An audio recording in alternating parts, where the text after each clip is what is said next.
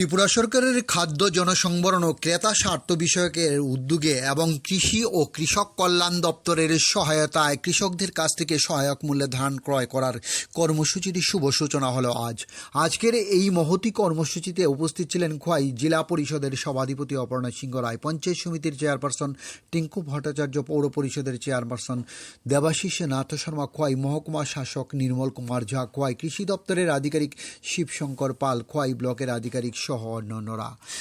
প্রথমেই প্রদীপ প্রজ্বলনের মধ্য দিয়ে অনুষ্ঠানের শুভ সূচনা করেন অতিথিরা। তারপর শুরু হয় ধান ক্রয় করার কর্মসূচি। সমস্ত কিছু পরিদর্শন করেন আজকের অনুষ্ঠানে উপস্থিত অতিথিরা। খোয়াই কৃষি দপ্তরের আধিকারিক বিস্তারিতভাবে সাংবাদিকদের মুখোমুখি সমস্ত কিছু তুলে ধরেন। ডিউরি রিপোর্ট, খোয়াই টাইমস বাংলা। মাঠে আমাদের আজকে কৃষক থেকে সরকারি ভর্তুকি মূল্যে ধান কেনা শুরু হয়েছে। এই প্রোগ্রাম আমাদের এখানে দুটো এফপিসি করা হয়েছে, একটা রামচন্দ্রঘাট আর একটা খোয়াই অফিস টিলা।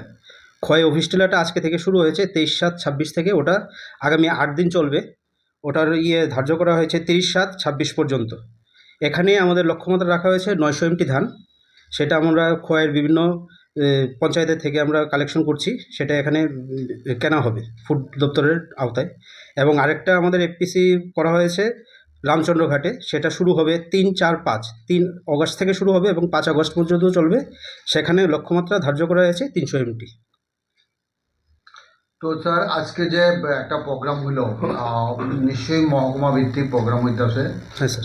কতজন কৃষকের কাছ থেকে ধান আজকের দিনে আমরা বিভিন্ন স্লট ভিত্তিক ওটা করেছি। আজকে আমরা জাম্বুরা থেকে ধান নিচ্ছি। মোট ধান নেওয়া হবে আজকে 100 এমটি 23 তারিখের জন্য। এরপরের বিভিন্ন দিনে 24 তারিখ যেরকম আমরা ধার্য রেখেছি 115 এমটি, সেভাবে আমরা 30 তারিখ পর্যন্ত 900 এমটি এখান থেকে ধান ক্রয় করব।